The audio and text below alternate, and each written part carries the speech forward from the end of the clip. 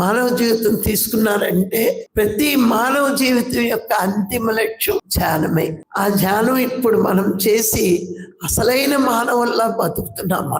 మనకి ఎందుకు తృప్తి వచ్చింది? మనకి విచారణ విశ్లేషణ తెలిసింది. శరీరం నశించిపోయేది, మనసు నశించిపోయేది. ఈ శరీరం ధరించిన ఆత్మ దానికి దేహం నచ్చనప్పుడు ఇది వదిలి వెళ్ళిపోద్ది. నా ఇల్లు ఇది కాదు, నాది భూమండలం కాదు, నేను ఇక్కడ దాన్ని కాదు, నేను అక్కడ దాన్ని. పాఠాలు నేర్చుకోవడానికి, అనుభవాలు పొందడానికి ఆ లోకంలో ఏమీ లేవు.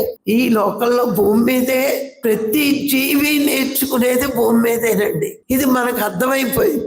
ఇప్పుడు చూడండి, మన స్కూల్లో వేసారు చిన్నప్పుడు, చదువుకోవడానికి వెళ్ళాం. ఆ స్కూల్లో చదువు అయిపోయింది, హ్యాపీగా ఇంటికి వచ్చేస్తాం. కానీ స్కూల్ వదలాలని అడవం కదా, అమ్మయ్య స్కూల్కి వెళ్ళక్కర్లేదు రేపటి నుంచి అని హ్యాపీగా చంకలగరేసుకుంటూ ఇంట్లో ఉండొచ్చు అనుకుంటాం. అది స్కూల్ కాబట్టి హ్యాపీగా ఇంట్లో కూర్చోనుకుంటాం. ఏదో జన్మల నుంచి ఈ సంస్కారం అలవాటు అయిపోయింది. ఈ దేహంతో మమేకమైపోవడం, అందుకని చచ్చిపోతాం అంటే భయం. ఇంకో 100 ఉపమానాలు చెప్పినా మనిషికి ఇంకా చావంటే భయం. పరిపూర్ణత్వం వచ్చేకే చావంటే భయం ఉండదు. ఎందుకంటే ఇంకా మనకి గత జన్మ వాసనలు ఉన్నాయి. ఈ మనసుకు ఆ వాసనల మూలాన్ని శరీరంతో మమేకమైపోయి ఉండి దీన్ని వదలాలంటే భయం, బాధ. ఎలా ఉంటుందంటే ఒక మహాకవి రాస్తాడు, శరీరము మనస్సునట 2 పేపర్లు తుమ్మ చిగిరెట్టి అంటిస్తే ఎలా అంటుకుపోయి విడదీయడానికి ప్రయత్నం వీలు లేనంత ఉంటదట. అలాగే ఈ శరీరంతో మనసు మమేకమయ్యి దీన్ని వదలాలంటే ఎన్ని కథలు విన్నా భయమే, చచ్చిపోతావేమో.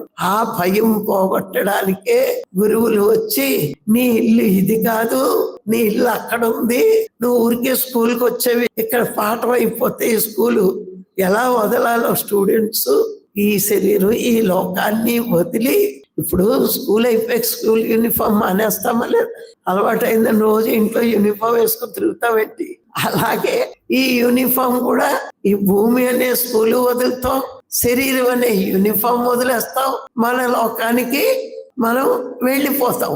ఇది నీకు విచారణ చెయ్యగా అర్థమైతే ఈ దృశ్య భ్రాంతి, రూప భ్రాంతి, శరీర భ్రాంతి, అన్ని భ్రాంతుల్ని నువ్వు పోగొట్టుకుంటావు. నువ్వు విచారణ చేసి ఏది తెలియకపోతే చెప్పినప్పుడు వింటావు, మళ్ళా మామూలే. మన జన్మ ఎలా ఉంటదంట, కుక్క తోకను పట్టుకున్నప్పుడు స్ట్రైట్ గా ఉంటదట, వదలగానే అది ఇలా అంటదట. అది ఇలా అనకూడదు, అలాగే ఉండాలి. అంటే ఎప్పుడైతే విచారణ చేసుకుంటావో ఈ భ్రాంతులన్నిటినీ నువ్వు పోగొట్టుకోగలుగుతావు.